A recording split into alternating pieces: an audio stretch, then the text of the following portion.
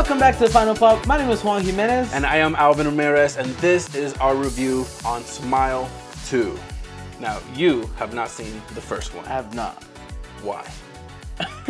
It never came on my radar. Well, first of all, I just started watching movies like years ago with you, so. Yes, and this movie came out a couple years ago. And I also don't like horror. You know. Oh this. yeah, you do I do not like horror. I actually had to close my eyes. Really? Moments on this one. It was mostly when I knew there was a jump scare, and then I'm like, oh, it's not coming, and bam, it was right there. Yep. Yeah. That's funny. And so, since you've seen the first one, what was your, I guess, what's your initial thoughts, or what do you see different between that last movie and this one?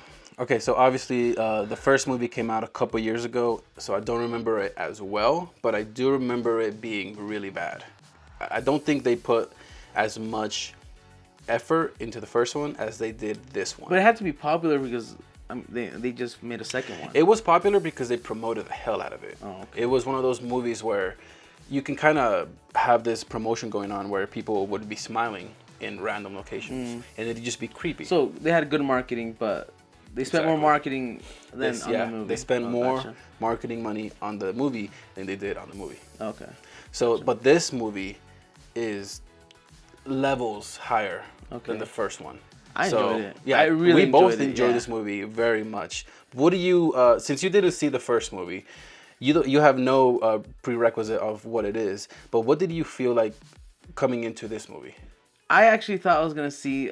This is gonna sound weird, but like a Sharknado kind of like like horror movie where it's like super low budget. Yeah, it's corny, like because that's what we see a lot during this time of year. Yes. Is that we see these like small films, or somewhat kind of small films, and it's just like your average storytelling of like possession and like demons and all that stuff. So the thing that I saw in this movie is that they executed the demon part. How did this person how did this demon go into this person, and how does it work? Like we know this, how the system works, how this demon goes into other people, and how it not multiplies, but how it goes about. And I found that very interesting. I found that very interesting, and it played very well. Right, and I think that's actually what the first movie was all about. It was basically explaining how the smile parasite works. And I think the first movie, maybe it was just like a little stepping stone to this one, and maybe that's probably why everybody kind of doesn't like the first one as much. But since everybody knows what they're coming into with Smile 2, they kind of know, okay, it's gonna be one of those creepy movies. There's a smile and everybody's gonna kill themselves. But this one, oh my God, it had so many nice levels to it. So from the beginning as well. You don't like horror. I don't like horror. I'm too much of a scaredy cat. Yeah, I fucking love horror. And from the beginning, you can tell that this is gonna be one of those movies where it doesn't have that like slow rise of like, oh, it's coming. It just hits you out of nowhere. Yeah. And from the beginning, when that guy just gets ran over. Right. Bro, I did not expect it. I didn't see that one I was so invested into making sure that he was okay. Yeah. And he just dies. Yeah. Super quick. Like first you see a little trail of blood, and then you start seeing skin. I'm like, oh. And then you see the leg. I'm like, oh shit. Okay. And the nice little touch at the end of that little scene is the flip of the camera with a smile or upside down smile. An upside down smile. Yeah. And that was a nice touch. And that's what this movie has. It has so many nice touches to little foreshadowing as well. From the bottle, the water bottle dropping, it just kind of lingers into the water bottle a little bit. And I'm like, oh, small little details like that drives me nuts for movies. Yeah. So I feel like I went crazy trying to figure out. Yeah. And this is for people that there's a lot of people like me that you're watching the movie and you're trying to figure out what's going on, and then you're trying to get ahead of it, but you can't. Exactly. And you think you know what's going on. Yeah, you think you know what's going to happen, but then it just hits you. I'm like, is this really happening? Because then you start questioning yourself of what you're thinking. Exactly. And then you start questioning the whole movie. And I'm like, is this even happening? Because that's what we get at the very end. Did she kill her mom? Oh my God, yeah. Spoilers. Every moment that we think something's happening and the people people are just killing themselves. Yeah. Especially that one scene in the hospital where she goes for the door and she has the freaking mirror. Yeah. Bloody mirror, and she's like, there's 5 moments. There is at least minimum of 4 moments where the gasps were loud in that theater. Yes. Yes. It was so good. Those moments where you think something's happening and then everything kind of just switches. That is psychological manipulation. Like the Pizza Hut scene. Like the Pizza Hut scene. Because we don't even know if that guy even existed at that point. Exactly. That's the thing that drives me crazy. At the very end of the movie, where she killed her mom, apparently the next day she was gonna go on stage. Her tour was gonna start. And her mom was just there. Her mom was just there. Was she okay at that point? How did she get from like did she even go to that event? Exactly. Did she even go to the Pizza Hut? Did she even go to the Pizza Hut? That's the thing about this movie. You where did it start? Like, where did it start? I need to know. Yes. When did it start to become like, okay, this is real. This is the reality, and then all of a sudden, everything you saw from that point was all fake. It was all in her mind, but we never know. Exactly. And that's what causes this psychological like, what's going on? Yeah. And the other gasp that we got was she never contacted her friend. Yeah, Emma. Yeah, that one was all trippy because she wasn't driving. It was Emma. And then throughout the phone call, because she gets a phone call. Yeah. And she's just looking at the phone like, oh my God, who the heck is driving? Yeah. And, oh my God. One of those things about the smile, too, the fear of it, is that a smile is supposed to be something that you can look at and be like, oh, that's something positive. Yeah. But this movie just brings such a eerie feeling, like chilling moment, like a uncanny valley type of vibe. And we saw it on several things, on like a few of our fans where they kind of smile, and you're like, is this it? Is this like the guy, or is this what's going on? Well, especially for someone that hasn't seen the prior movie, I still got it. Yeah, pretty well. Okay, So let's go to the cast now. Oh yeah, we have to give Naomi a shout out to Naomi Scott because she carried this movie on her broken back.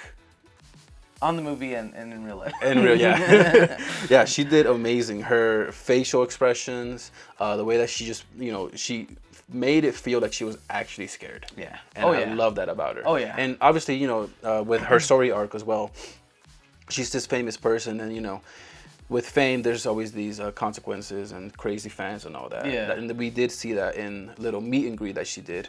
And yeah, those type of things, it's scary already, but then having that parasite take over, it's a lot. It's just worse. Adding more to the paranoia. Yeah, a lot more paranoia, a lot more fear. Yeah.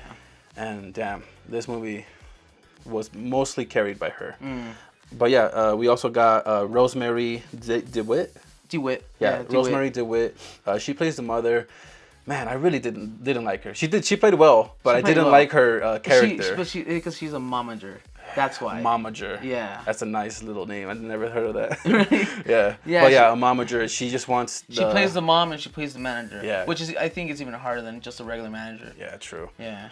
And it's just one of those things where she cares more about the tour. She cares more about the money.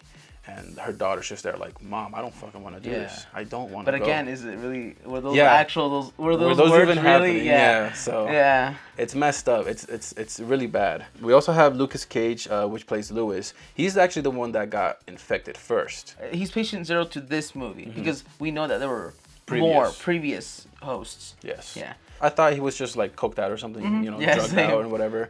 And then, now I'm like, oh wait, he's actually infected with the demon parasite. And the way that it gets sent is so diabolical. Yeah. The fact that he's got that metal thing, he's just smashing his face. Yeah. Bro, if that shit happened in front of me, I would have trauma. I would have physical and mental trauma forever. Yeah. So, yeah, that's rough. We also have Paul Hudson. He's played by Ray Nicholson, and he has a creepy-ass smile. Yeah. A very creepy ass smile. I don't think he even had a few lines except for the car scene. Well, he had the car scene and then the event scene where she's looking at the teleprompter and then she reads her name. Which, oh my God. And then he just stands up with this stretched out smile. Dude, which part. I know he got it from his dad because his dad played Joker. That's right. That's a little Easter egg for you guys there. Yeah. But again, just a shout out. A huge shout out to Naomi because God damn it. 100%. 100%. You need an Oscar. You definitely should win an Oscar for this movie because God damn, for a horror movie too, she killed it. Yeah. Pretty rounded movie. Yeah. Yeah. I love this movie a lot. It's a perfect movie for Halloween too. It is. It's a perfect time we haven't had those in a while. Yeah, right. So yeah, guys, we think that this movie is definitely one of the best horror movies that we had in a minute. So go watch it. It's gonna be scary, so bring your buddy or whatever. And yeah. Yeah. All right, let's get to scores. For someone that doesn't see horror films, I really liked it. Yeah. I really liked it. Now, I know I can't see it again because it kind of that magic kind of goes away because a little bit, you know what's going on. You know. True. If anything, I kind of have to disagree because now that you know what is real and what isn't, you kind of look back and be like, oh my God, that part wasn't even real, or that part was real. That and is she right, looked at things differently. That is real. I mean, So, that is, you're that's right. True, yeah. That's true. No, yeah, you're right. Yeah, I guess you can see it in a different light, I guess. Yeah. But yeah, I wanna give this film, and it might be too high. Okay. Because it's not a big ass film, but I think it deserves a 92 for me. Wow. Yeah. For a horror movie too. For a horror movie. That's awesome. Yeah. Yeah. You know what? Oh, a gore, by the way. So, I was so squeamish on gore, but Yeah. it's the gore that kind of gives that finishing touch, because just like the plate, just like the car crash, just like her, just being opened up by the demon, and you see her through her insides. stomach. Yeah. Those are like, okay, that has to be there. Right. That gore scene has to be there, and I totally accepted it. Right. And just like let it happen. Yeah. Sure. Okay. Yeah. So 92 for you. It's a 92 for me. Okay. Yeah. I will have to say my score is a little higher. Score, yeah. I love this movie, front to end. I was invested. I love the characters. I love the premise of the smile and the fear of it and the psychological horror to it. 94. Okay. 94 for me, guys. All right. So That's pretty good. Yeah, this movie was awesome, and I loved it. So let's do some math. 92 for you, 94 for me. Pretty easy today. Our final pop score is going to be a solid 93% for Smile 2. So there you go, guys. Thank you guys for watching. Make sure to go to our website at thefinalpop.com where you can review this movie as well. And don't forget to follow us on Instagram at The Final Pop. All right, guys. Thank you guys for watching. And as always, stay entertained.